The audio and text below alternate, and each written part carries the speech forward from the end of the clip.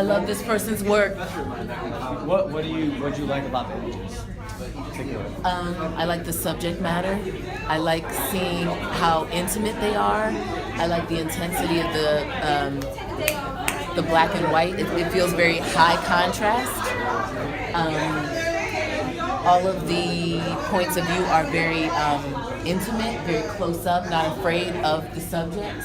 So it feels like Griselda is very connected to who she's taking a photograph of. Allows you to sort of like be in the scene and not just looking at the scene. Yes, and I have a respect for these beautiful people being captured without having built a relationship myself. So I can tell that the photographer really cares about the subject matter. It's so innocent, sweet. There's a certain amount of honesty that you can't get right away if you're an outsider. Yeah. So being able to step into that space, right? Like what a privilege, right? Yes, to be able totally. to be able to experience their story and their world. And the black and white makes it, I don't know what this would be if it were color. The black and white gives it like a timelessness. And these could all be the same night at the same club. Or they could be a variety of clubs on a variety of nights. You know? Black and white does that, I think, really well. You know, it takes the focus off of the image in some ways and makes it about the subject, if that makes sense. Yes, it does. It strips away distractions that might be present. It forces you to focus on what's there. And I see, like, thinking about that thought and the use of depth of field. So it takes black and white, but she's being so specific with the subject that it further takes away distraction. It's like, she leads our eye exactly where she wants it. And I really love how you can't really tell if you didn't know anything of any of the backstory. You can't really tell where the images are shot. Right? Like this could be a club, but it could also just be in somebody's home. It could just be in a public space, right? Yeah.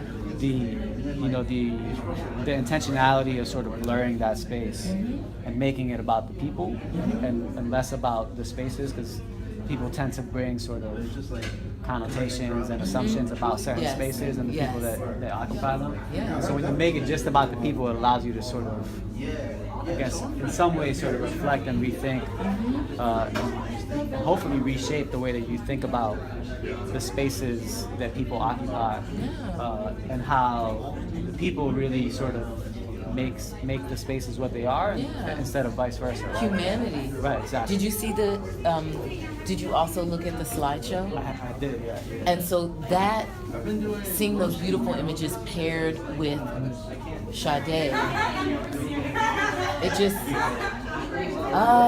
like there's this one image of a woman grabbing the pole and her long hair, and there was just a way that I saw that was like, it felt, I could feel the sacrifice in that move. There was something about it, like,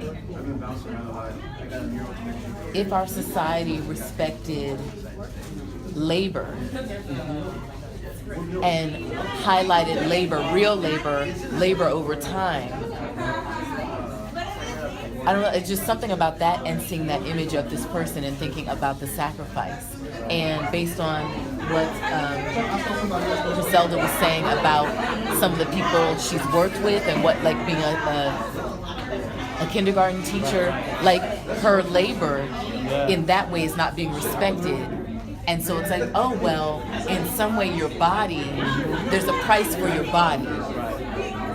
It's like, oh, I can give you, and that's even a judgment. Like, oh, I'll give you money for your body, and what are you going to do with your body?